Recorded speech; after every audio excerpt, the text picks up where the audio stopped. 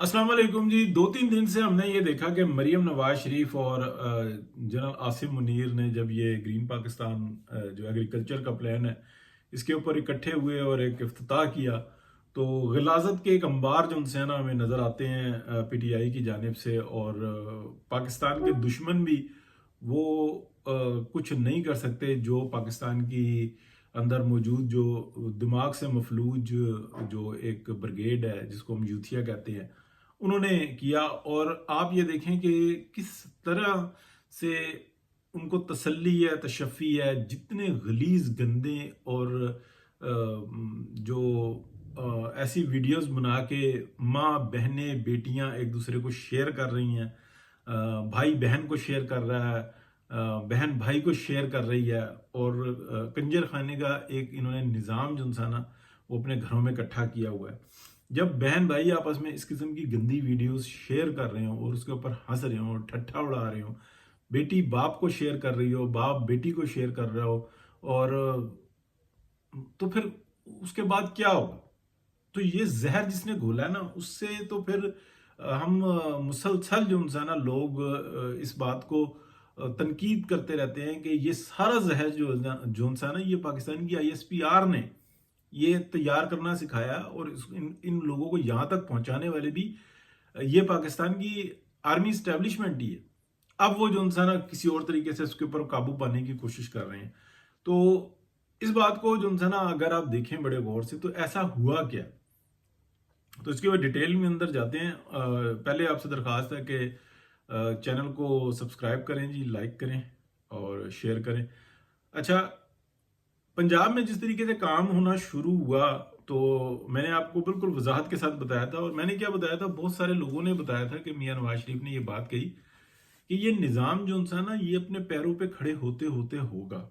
तो हम बहुत सारी तकालीफ बर्दाश्त करके, बहुत सारी ज्यादतियां बर्दाश्त करके हम फिर भी आगे बढ़े हुए हैं।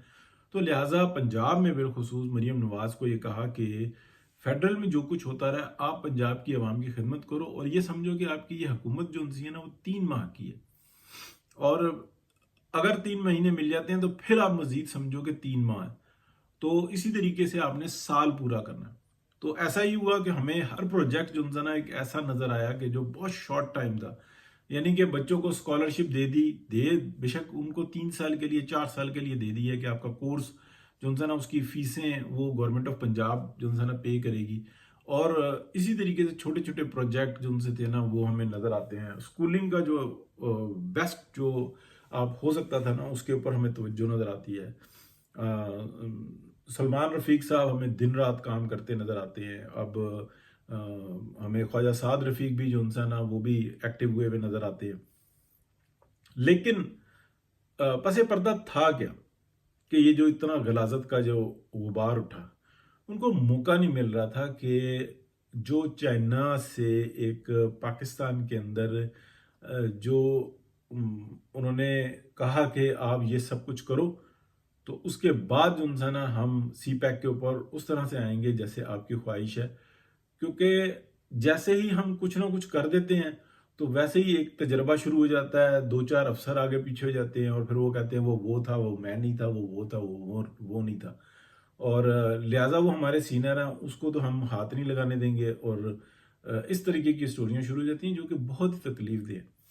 अब मैं आपको बताता हूँ कि जैसे ही 1 साल तकरीबन कंप्लीट हुआ है पीएमएलएन की हुकूमत का, तो बड़े जो प्रोग्राम्स थे जिनके ऊपर पहले से गौर हो रहा था उसकी तरफ तवज्जो हुई। और उसमें सबसे पहला ये था कि हर साल जो है ना हम एक ज़रूरी मुल्क हो के हम गंदम और चावल और अजनास का जो है ना सवाल कर रहे होते हैं वो हमारी पूरी नहीं हो रही होती। तो हमने उसके ऊपर एक बड़े तरतीब के साथ एक बड़ा प्लान करना है और उसको हमने आगे लेके चलना है। तो पंजाब के अंदर, क्योंकि पंजाब फूड पावर है, तो पंजाब के अंदर बिलखसूस ये प्रोग्राम लॉन्च किया गया। अब इसने अगले मरहले में जो इंसान है वो बलूचिस्तान में चले जाना है।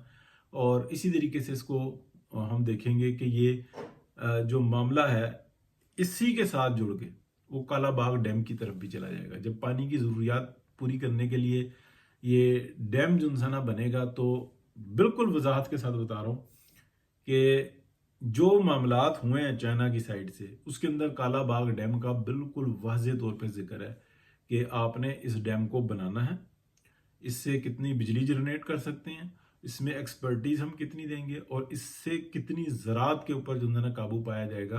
तो सबसे ज़्यादा जो फ़ायदा होगा इस डैम का वो बलूचिस्तान को होगा, और बलूचिस्तान को जब फ़ायदा होगा तो वो सारे पाकिस्तान को होगा। तो ये पाकिस्तान यानी कि बलूचिस्तान एक इंतहाई आप कह लें कि ज़रखेज़ और वहाँ की आवाम के लिए बहुत ही बड़ी खुशखबरी होगी जितना पानी इसको फराहम किया जाएगा।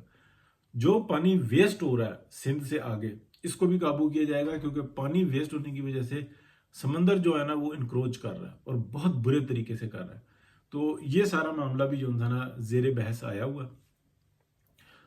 तो ये जो तकलीफ हुई, इस कदर शिद्दत के साथ तकलीफ हुई, इसकी जो मेन वजह थी वो यही थी कि जब कुछ बस ना चल रहा हो तो गालियां दी जाती हैं।